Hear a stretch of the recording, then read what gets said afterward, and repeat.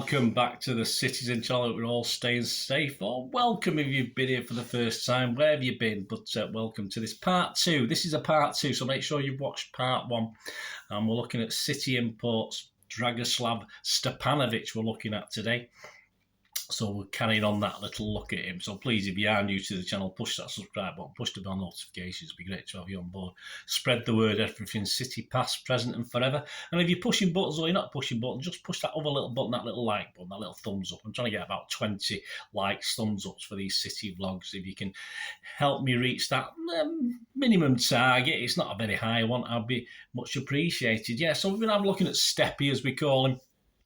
He got off to a fine start. We got up to around about the end of October, and he sort of lost his first team place at that stage. He had favourites, of course.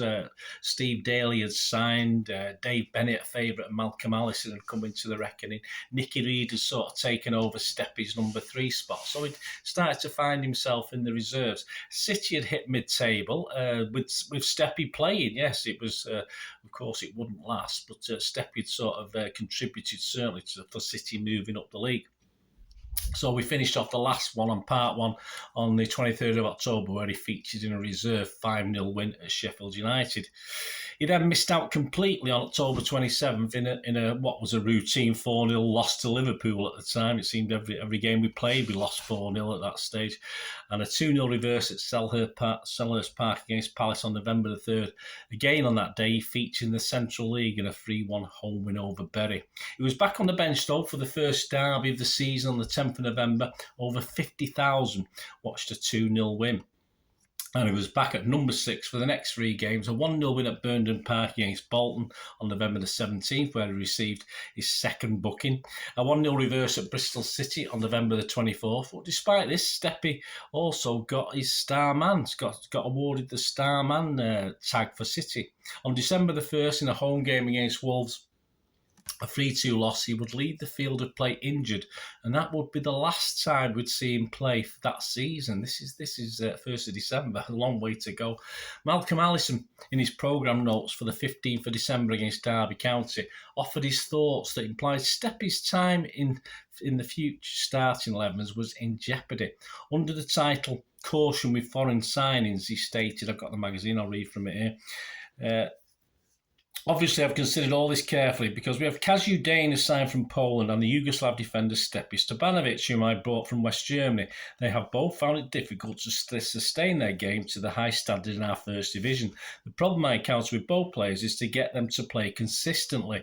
They have an abundance of ability as well as style, but it is not seen regularly enough. I sense that both players are aware they have been playing below par again, but this makes them go into their shells, and this is where the difficulties come in. You cannot speak to foreign players exactly the same way as you can to a British player. In such circumstances, they all have only a basic grasp of our language, which is a complication. I mean, I've been saying in part 1 that Steppi really worked hard on improving his English, so a little bit scathing from Malcolm there. I must say that I have been disappointed with some aspects of the play of Kaziu and Steppi. I am appreciative of their qualities. I know that some of our younger players have learned well from them. So, yeah, I mean, not great from Malcolm Allison. Obviously, a dig at both Kaziu and of course, we know we had his favourites, but we talked in part 1 that he was instrumental actually in bringing Steppi to Manchester City in the first place. He wasn't as though, we will get a new manager soon, but this guy, Malcolm Allison, was well aware of Steppi's abilities, but he started to sort of, in those comments, sort of throw him under the bus. So this was pretty straight talking from Allison and quite damning for Steppi. And also at the time you think about it, Kaziu Dane, although Kaziu did force his way back into the team at the back end of that season. Understandably, perhaps with these criticisms hanging over, Steppi had a poor game in a reserve game on the 15th of December, a 3-0 loss to Everton. At least Steppi was spared the embarrassment that season of the 1-0 FA Cup loss to Halifax on the 5th of January. In early February, a proposed move to Chicago Sting in the North American League fell through.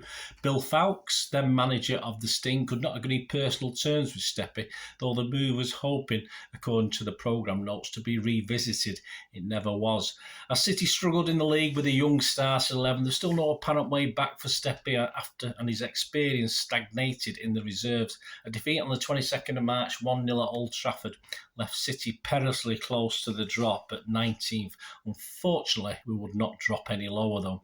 Steppi, now well versed in English, was remaining positive and said at the time he didn't regret coming to England and City. They are a fine club deserving of much better things. When I was in the team, we had a good run and reached a position in the top half of the table. Then things started to go wrong and we slid down. Yeah, but he wasn't in it. Yeah. On March the 29th, when playing for the reserves, a draw at Bolton, we had a rare Steppi goal. Yes, he didn't score any for the first team. From a Paul Suggroove, remember Paul Suggroove pullback, Steppi smashed it in left-footed. 2 weeks later, on April the 12th, yeah, he was doing all right. City 2, Villa 1, and another Steppi goal. These are the reserves, don't forget, from 25 yards after a run from his own half. It was a combination that season of Willie Donachie, Paul Power, Nicky Reid, who took possession of the number 3 shirt ahead of STEPANOVIC, and his preferred role in midfield. Of course, he had Alisson's favourites, Bennett, and the recent purchase, Steve Daly, were in contention for that. He played a total of 20 times for the reserves, chipping in with 2 goals. At the end of the 79-80 season, in the matchday programme notes versus Ipswich on the 3rd of May, Steppi had this to say about his, well, I would say start-stop season. I have not been disappointed with my first season in English football, he said, because the happy moments have outweighed the sad times despite the struggle it's been for the first team to survive. I was very honoured to be made captain when the season started, and at one stage we had a tremendous run which was very enjoyable. I have never been one to moan about being left out of the first team. A player has to learn to accept this as part of the game. I will fight all the way to get back in contention. I was written off once before in 1973, but I battled my way back into the Red Star Belgrade team, and we competed in the European Cup.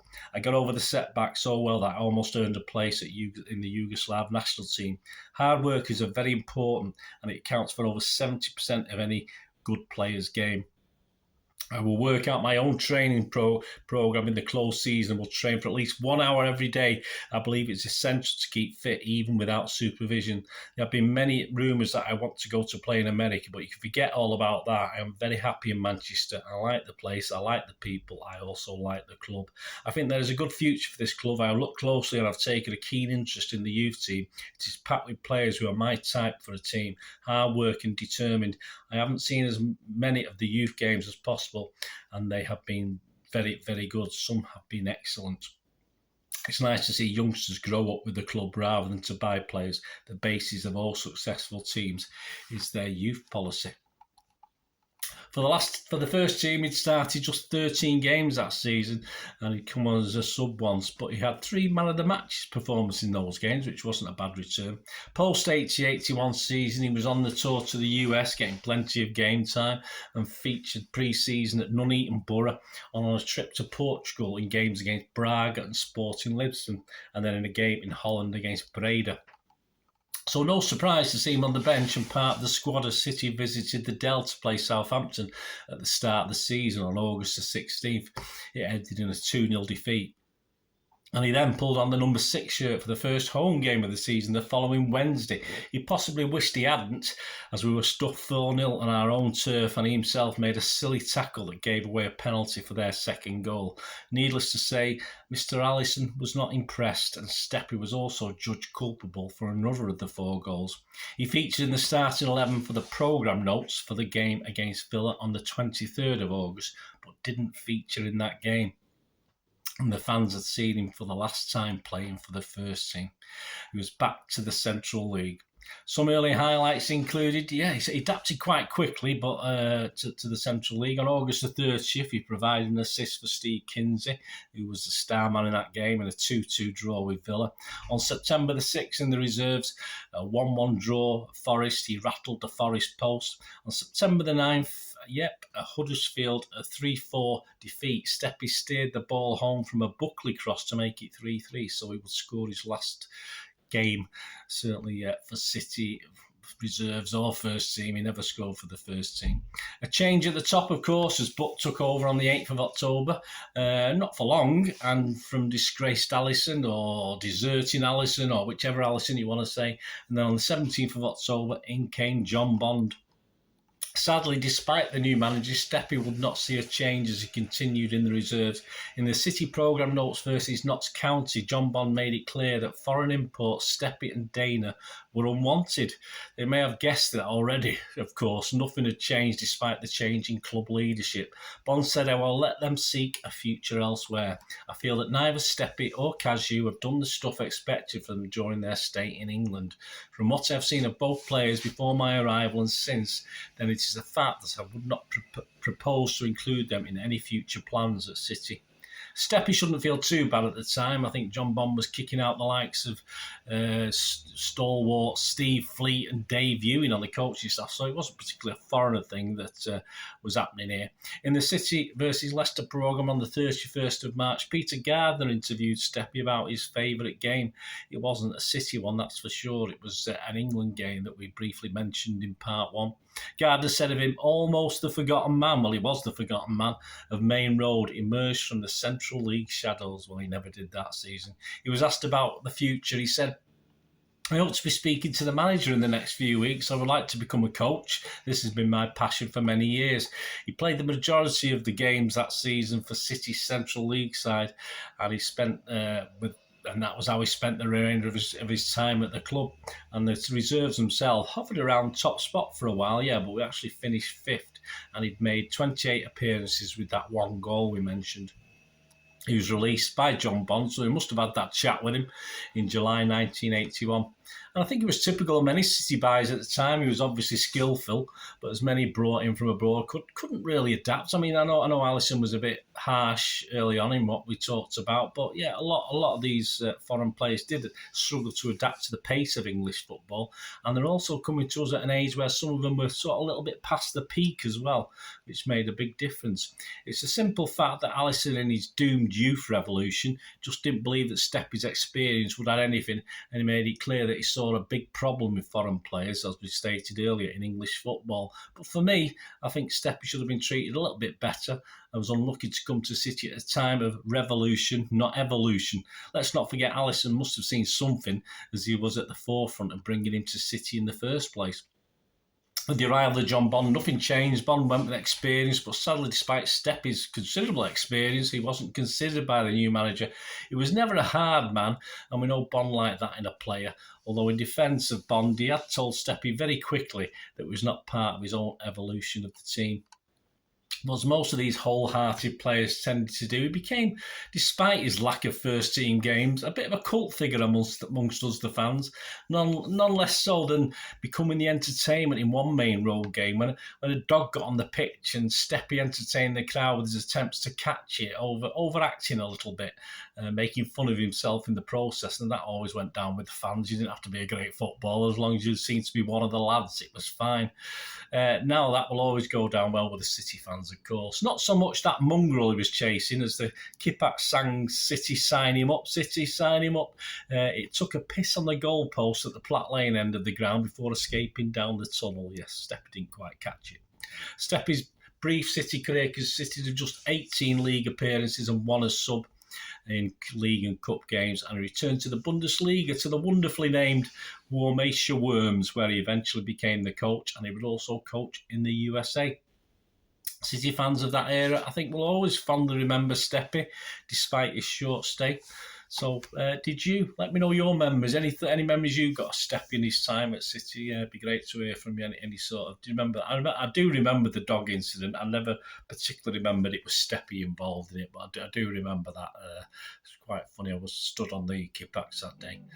But, thanks for joining me for this City Imports feature, featuring Dragoslav Stepanovic. Hope you enjoyed that. And as I said, please let me know any memories you've got. And thanks for watching. Until we meet again, that's one thing, don't I? Please stay safe, Blues. Come on, City. Bye for now.